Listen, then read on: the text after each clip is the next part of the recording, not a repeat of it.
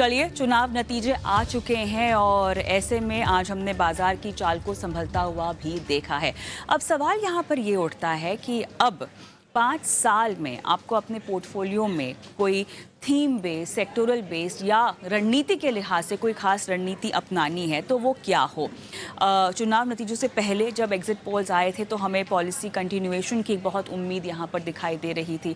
तमाम तरह के सेक्टर्स पर फोकस करने की बात हो रही थी, मैन्युफैक्चरिंग हो, डिफेंस हो, इससे जुड़े हमने एनएफओस भी आते हुए देखे हैं। अब यहाँ जिस तरह का मैंडेट आया है उसको लेकर कई सारे पैमानों पर अभी भी सवालिया निशान है। लेकिन अब किस तरह अपने पोर्टफोलियो में आपको सतर्कता बरतनी चाहिए, किस तरह से आपको मुनाफे का बदलाव अपने पोर्टफोलियो में लाना चाहिए।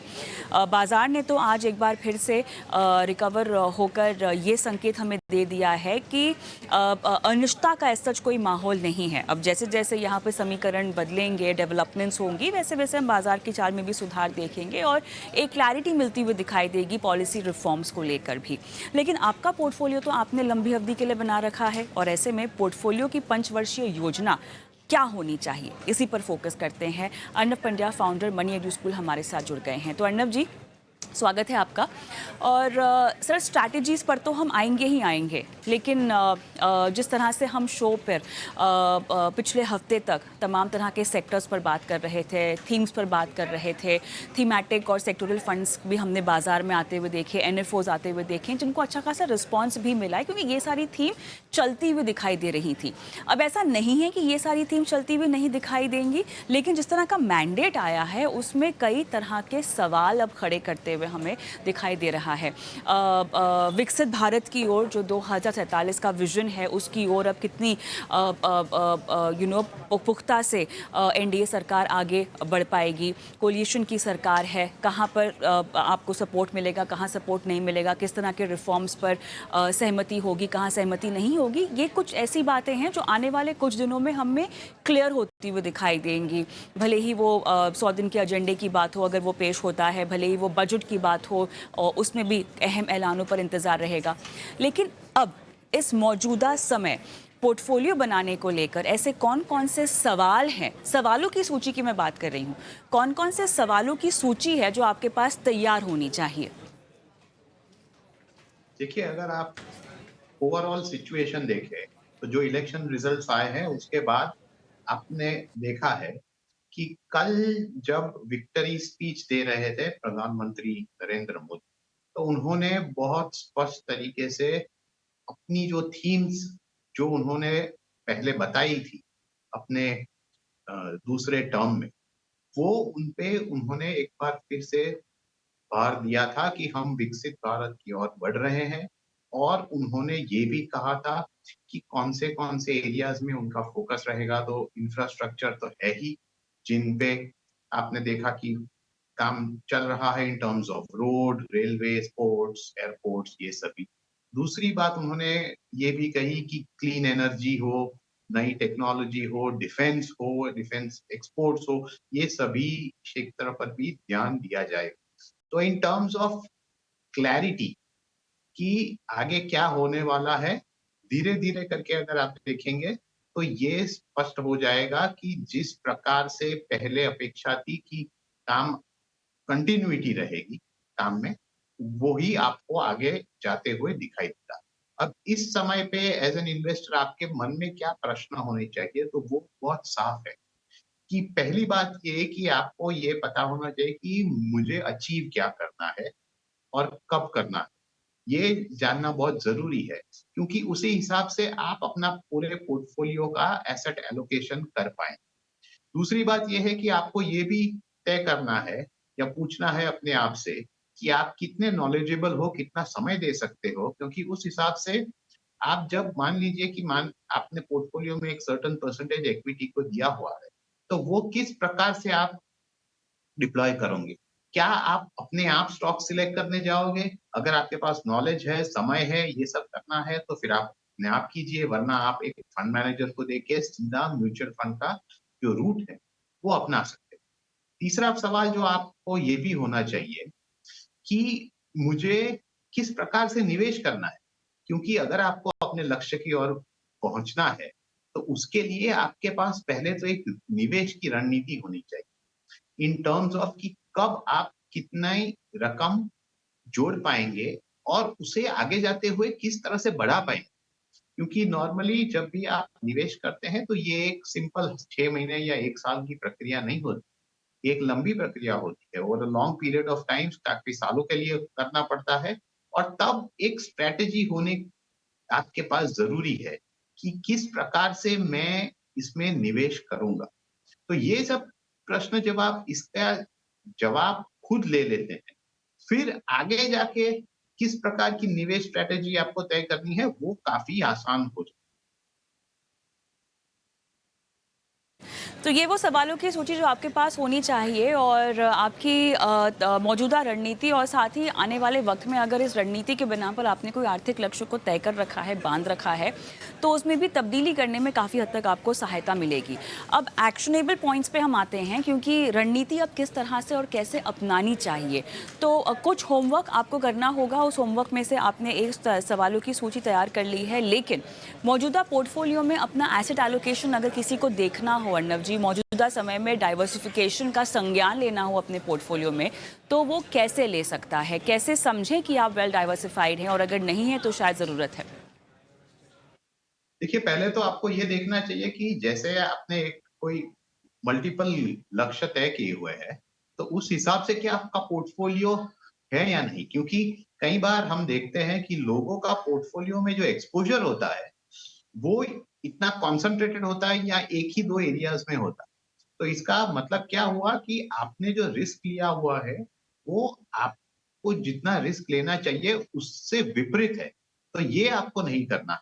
तो आप अगर आप देखेंगे कि किस प्रकार का एक्सपोज़र है, मान लीजिए कई लोग ऐसे होते हैं जिन्होंने सिर्फ़ इक्विटी और इक्विटी में निवेश किया हुआ है, तो उनको अलग प्रकार का डेट का, गोल्ड का, इस प्रकार का एक्सपोज़र चाहिए। अब आप कितनी रकम यहाँ से यहाँ शिफ्ट करेंगे वो एक अलग बात है। कई लोग ऐसे होते हैं जो रियल एस्टेट में बड़ी रकम निवेश करके बैठ जाते हैं। अब उनको पता नहीं है, उनको लगता है कि मेरे पास सिर्फ़ 2 इन्वेस्टमेंट है, लेकिन वो 2 इन्वेस्टमेंट आपके ओवरऑल पोर्टफोलियो को क्या कर रहा है, वो आपको देखना पड़ेगा क्योंकि खास करके जब रियल एस्टेट की बात आती है, तब हम देखते हैं कि क्योंकि टिकट साइज़ बड़ा होता है, तो in terms of monetary value जब आप वेटेजेस देखते हैं पोर्टफोलियो में, तो ये काफ़ी इन्फ्लुएंस कर जाता है और वहाँ रियल एस्टेट का वेटेज बढ़ जाता है। उसी प्रकार से लोग जो पैसा आता है, कई बार सीधे फिक्स्ड डिपॉज़िट में डाल देते हैं, तो उनका डेट एक्सपोज़र बहुत बड़ा हो गया है।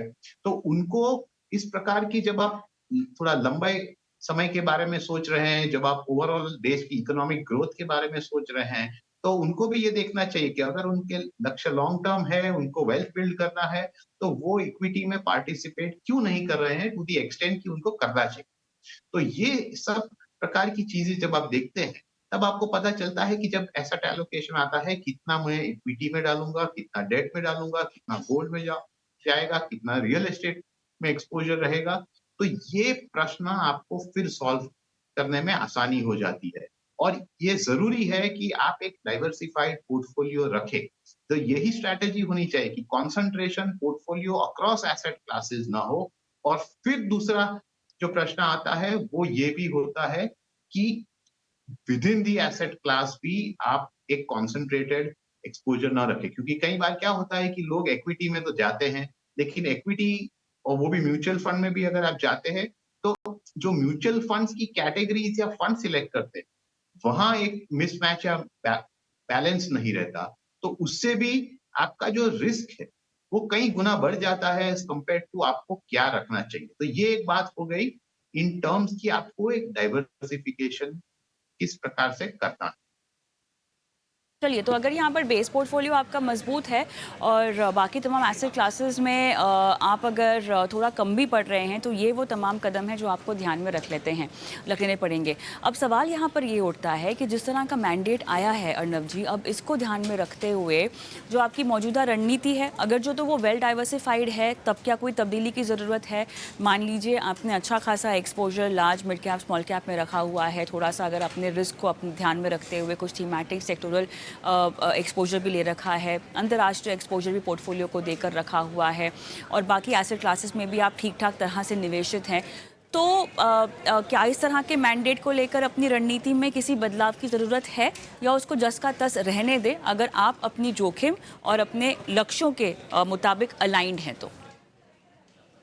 पहले तो बात आपने मैंडेट की मैंडेट तो जिस प्रकार से हमने नंबर्स देखे क्लियर है कि एनडीए को मेजॉरिटी है, यानी कि जो एग्जिस्टिंग गवर्नमेंट है, यानी कि जो पीएम है उनको कंटिन्यू करने का मैंडेट है, और उनके जो इकोनॉमिक एजेंडा है उसको आगे बढ़ाने का है। तो उसमें तो अभी कोई शक नहीं है और वो क्लैरिटी आ चुकी है। अब उस हिसाब से अगर आप अपने पोर्टफोलियो के बारे में देखें, तो पोर्टफोलियो में आपने तो जो बताया वो एक बहुत अच्छा पोर्टफोलियो है और क्लैरिटी है इन टर्म्स ऑफ कि वेल डाइवर्सिफाइड है, लार्ज, मिड, स्मॉल में आपने पैसा डाला हुआ है, थोड़ा थीमेटिक भी है। और यहाँ पर मैं थोड़े पे ध्यान ज्यादा देता हूँ, क्योंकि हम क्या देखते हैं कि दो बड़े प्रॉब्लम्स लोगों के पोर्टफोलियो में आते हैं। एक कि जब थीमेटिक या सेक्टोरल फंड्स चूज करते हैं तो वहां पर थोड़ा ज्यादा एलोकेट करते हैं।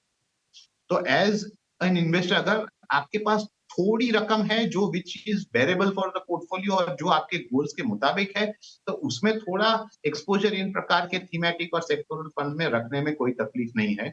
लेकिन अगर जो वो बढ़ गया है, और वो बढ़ क्यों जाएगा, या तो आपने ज्यादा एलोकेट कर दिया, या दूसरी बात ये कि अगर आप देखेंगे पिछले 2-3 साल, तो यहाँ पर जो राइज आया है, तो वो राइज के हिसाब से आप उस पार्ट ऑफ द पोर्टफोलियो में आपको राइज बहुत बड़ा दिखेगा, और उससे वैल्यू ऑटोमेटिकली बढ़ जाएगी और वेटेजेस बढ़ जाएंगे। तो अगर ये है, तो आपको वो थीमेटिक से वेल डाइवर्सिफाइड फंड्स हो, वो लार्ज कैप हो, फ्लेक्सी कैप हो, उस प्रकार के फंड्स में पहली बात जाना चाहिए। दूसरी बात ये आती है कि सेम सिचुएशन आपको मिड और स्मॉल कैप में दिखेगा। मिड और स्मॉल कैप के फंड्स अगर आप देखें 3 साल में, तो 400-500% बढ़ चुके हैं, यानी कि 3-4 गुना वो हो चुका है। तो वहां पर भी अगर आपने ज्यादा एलोकेट कर दिया है in terms of your total investment, और अगर नहीं किया है तो और ये पोर्टफोलियो बढ़ने से जो वेटेजेस बढ़ गए हैं, अगर वेट्स बढ़ गए हैं, तो वो भी आपको रीबैलेंस, रीएलोकेट करना बहुत जरूरी है, क्योंकि अच्छे समय में आपको ये प्रकार इस प्रकार की राइज दिखेंगी। लेकिन एक लार्ज कैप जो एक्सपोजर है, वो पोर्टफोलियो में जो स्टेबिलिटी देता है, उसको भी रखना ज़रूरी है। वो हर टाइम आप सिर्फ ये नहीं कह सकते कि क्योंकि यहाँ पर मिड और स्मॉल कैप में अच्छे हायर रिटर्न्स आ रहे हैं, तो उसी पे मैं दांव लगाऊँगा। तो इसीलिए लार्ज कैप की तरफ भी अगर आपको थोड़ा अमाउंट शिफ्ट करना है, तो वो कर दीजिए। अगर ये सब ऑलरेडी बैलेंस है, आप रेगुलरली उसे रीबैलेंस करते हैं, तो फिर आपको ज़रूरत नहीं है। लेकिन अगर आपने नहीं किया है, तो एटलीस्ट नई सरकार, नई नीतियाँ, उसको एक बहाना बना के आप ये कर दीजिए, तो आपके पोर्टफोलियो के लिए अच्छा रहेगा। चलिए, अब ऐसे में इन 5 सालों में किसी के पास सेक्टोरल निवेश को लेकर कोई जगह है, तो किस तरह की थीम्स का चुनाव कर लेना चाहिए? क्या इकॉनमी फेसिंग थीम्स की ओर ही हमें आगे बढ़ना चाहिए, अग्रसर होना चाहिए? या आपको लगता है कि थोड़ा-सा उस निर्णय को लेने में आपको समय देना चाहिए, कम से कम बजट सामने आ जाए, कुछ महत्वपूर्ण ऐलान हो जाए, उसके बाद आपको कोई स्पेसिफिक सेक्टर या थीम को पिकअप करना चाहिए, देखते हुए कि सरकार की मंशा क्या है? देखिए, to be on the safe side, आप ऑब्वियसली इसकी इसका इंतजार कर सकते हैं कि बजट में क्या आता है, सरकार एग्जैक्टली किस प्रकार से अपना एजेंडा स्पेल आउट करती है। लेकिन जो दिखाई दे रहा है उसमें तो इंफ्रास्ट्रक्चर हो गया, फिर ग्रीन एनर्जी हो गई, ये सब थीम्स आगे जाके भी in terms of economic activity चलने वाली। और इस समय पे आपको एक क्लियर डिस्टिंक्शन करना होगा कि इकोनॉमिक एक्टिविटी आगे जाके बढ़ेगी, ये शायद आपको स्पष्ट हो सकता है। लेकिन आपको उसके साथ जो इक्विटी प्राइसेस है, उसका भी कोरिलेशन करना होगा, क्योंकि देखिए अगर आप इंफ्रास्ट्रक्चर के बारे में देखिए, आप इंफ्रास्ट्रक्चर फंड्स देखिए, उसके परफॉर्मेंस देखिए, तो इट इज मोर लाइकली कि ये जब जो एक्सपेक्टेशंस है कि फ्यूचर में ये ग्रोथ आएगा, वो ऑलरेडी प्राइस में बिल्ट इन है। तो आपको प्रश्न ये करना है कि थीम चलेगी इकोनॉमिकली, वो एक बात है, लेकिन उसका कितना अमाउंट प्राइस में ऑलरेडी बिल्ट इन है, क्योंकि अगर आप वहां पर आपने ऑलरेडी रन अप देख चुका है वो उस प्राइसेस में, तो फिर उसमें आज जाके निवेश करने से कोई मतलब नहीं है क्योंकि रिटर्न्स ऑलरेडी आ चुके हैं। तो इसीलिए जब आप सेक्टोरल थीम्स पे बेट करते हो तो रिस्क ज़्यादा होता है क्योंकि नॉट ओनली आपको जब कब निवेश करना है उसके बारे में सोचना है, लेकिन कब निकलना है उसके बारे में भी ध्यान से सोचना है। इसीलिए अगर क्लैरिटी ना हो या आपको श्योर ना हो कि ऑलरेडी क्या आगे जाके कोई सेक्टोरल या थीम वैल्यू क्रिएट करेगा in terms of price rise, तो फिर आप एक नॉर्मल डाइवर्सिफाइड फंड में जाइए जहां पर आपको उस सेक्टर का भी थोड़ा एक्सपोजर मिलेगा, कहीं और सेक्टर्स का भी एक्सपोजर मिलेगा। तो ऐसा ना हो कि आप उस सेक्टर में निवेश करने से चूक जाए, लेकिन पूरी का पूरा एक्सपोजर वहां पर सिर्फ एक सेक्टोरियल या थीमेटिक फंड से आप ना ले। तो अगर ये भी आप एक स्ट्रेटेजी के तौर पे ऑप्शन चूज कर सकते तो बहुत ज़्यादा जोखिम लेने की ज़रूरत नहीं है क्योंकि आपका एक निवेश पोर्टफोलियो है, तो बहुत ज़रूरी है कि अपने लक्ष्यों को ध्यान में रखते हुए आपको ये पोर्टफोलियो को बनाना है जिसमें डाइवर्सिफिकेशन और साथ ही मौजूदा ब्याज दरों को देखते हुए आगे ब्याज दर घटने की संभावना को देखते हुए आपको डेट को भी जगह पर्याप्त तरीके से दे देनी चाहिए। रीबैलेंसिंग के लिए फ़िलहाल यही कुछ रणनीतियाँ हैं जो हम आपके लिए लेकर आए हैं और ऐसे में बहुत ज़रूरी है कि आप अपने पोर्टफोलियो की परफॉर्मेंस का भी ट्रैक रखें और समय अनुसार और ज़रूरत के हिसाब से उसमें बदलाव भी लाने की कोशिश करें। बहुत बहुत धन्यवाद अर्नब जी, आपने समय निकाला इस खास पेशकश में। और हम रुकेंगे एक ब्रेक के लिए। ब्रेक के उस पार विमेंस वेडनेसडे हमारी बेहद खास पेशकश, हमारे साथ एक खास मेहमान भी जुड़ेंगी और अपनी कामयाबी की कहानी आपके साथ साझा करेंगे ताकि अगर आप भी उन महिला की तरह बनना चाहती हैं या अपनी कामयाबी की कहानी, तरक्की की कहानी लिखना चाहती हैं तो आपको सही प्रेरणा मिल सके। विमेंस वेडनेसडे की पेशकश इस ब्रेक के बाद।